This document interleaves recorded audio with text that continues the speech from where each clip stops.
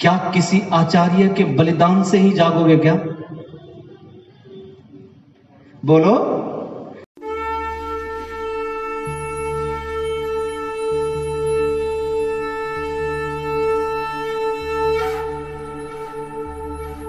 मदनलाल धिंगड़ा का नाम सुना है सबने? जब उनको फांसी की सजा हुई तो जानते हो क्या कहते हैं? वो कहते हैं फांसी की सजा के लिए ले जाया जा रहा था तो उन्होंने कहा मेरे पास रक्त देने के सिवा कुछ नहीं है, लेकिन मैं एक बात मानता हूं और एक बात मैंने समझी है इस आर्य समाज में आकर के। मदनलाल धिंगड़ा कह रहे हैं मुझे इस आर्य विचारधारा में आकर के एक बात समझ में आ गई कि जब तक भारत के अंदर मरने की शिक्षा नहीं होगी तब तक इसे कोई नहीं बचा सकता। और इस शिक्षा देने के लिए सबसे पहले आहुति मैं दे रहा हूं और मैं स्वयं, सुनो, मरने की आहुति देने के लिए सबसे पहले सिखाने के लिए, देखिए मदनलाल धिंगड़ा क्या कह रहा है, मैं सिखाने के लिए सबसे पहले आया हूं और सबसे पहले आकर के मरना शायद सीख जाएं। मेरे देश के लोग मरना कभी का भूल गए वो लोग, इसीलिए मरना पड़ता है भगत सिंह जैसों को। ऐसा नहीं है कि शांति का प्रस्ताव भगत सिंह के पास नहीं गया, ऐसा नहीं है कि भगत सिंह के पास माफीनामा नहीं गया हो, ऐसा नहीं है कि उसको फांसी नहीं बच सकती थी, उसके पास फांसी न मिलने का भी प्रस्ताव गया, लेकिन उसने साफ मना कर दिया कि मैं तो फांसी लेना चाहता हूं। जिस समय उसके पास यह प्रस्ताव गया कि देखो भगत सिंह, आप अगर छूट गए कितने लोगों को समझा दोगे, देखो कितनी बड़ी क्रांति आएगी, तो भगत सिंह जानते हो क्या कहता है? भगत सिंह कहता है मैंने देख ली मानसिकता, मैंने अपने युवाओं की मानसिकता देख ली है, जब तक मैं मर के नहीं दिखाऊंगा ये नहीं जागेंगे। और वो ही हुआ। अच्छा मुझे बताओ, यहां जितने व्यक्ति बैठे हैं, क्या किसी आचार्य के बलिदान से ही जागोगे क्या?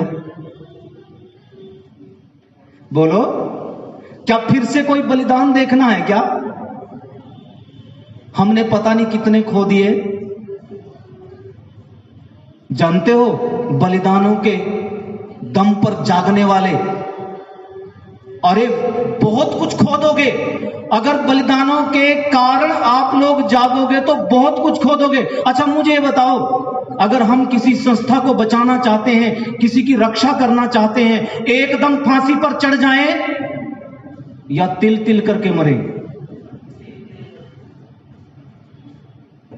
बोलो जी, एकदम फांसी पर चढ़ना ठीक है या तिल तिल करके मरना ठीक है?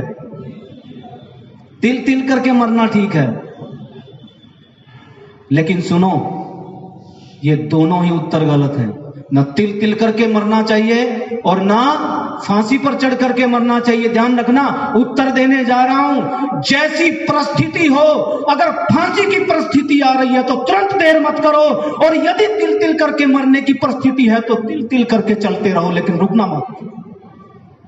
ये परिस्थितियां बताती हैं, ये परिस्थितियां हमें रास्ता दिखाती हैं। शायद पंडित लेखराम को लग रहा था मेरे बच्चे के सामने बच्चा बीमार है और मरने के कगार पर है, और वो जो दलित भाई मुसलमान बनने जा रहे थे उनको दोबारा से बचाने के लिए वो अपने बीमार बच्चे को बलि चढ़ा देता है।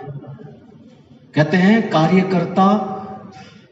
कार्यकर्ता को क्या देनी है? बलि देनी है।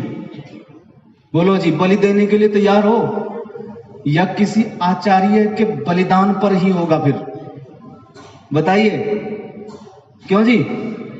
तैयार हैं? तो ये याद रखना, बलिदान दो तरह से होता है। तिल तिल करके मरना भी बलिदान में ही आता है। हम लोग जो संघर्ष कर रहे हैं ये बहुत लंबा संघर्ष है, ये एक प्रकार से उसी तरफ जाता है, और एक तरफ कभी अगर परिस्थिति आ गई तो हमें भगत सिंह की तरह तुरंत भी निर्णय लेना पड़ सकता है। वहां पर नहीं देखा जाता कि किस तरह से जान दी जाए, किस तरह से रक्षा की जाए। वहां पर जैसी परिस्थिति होती है वैसा ही आगे बढ़ाया जाए।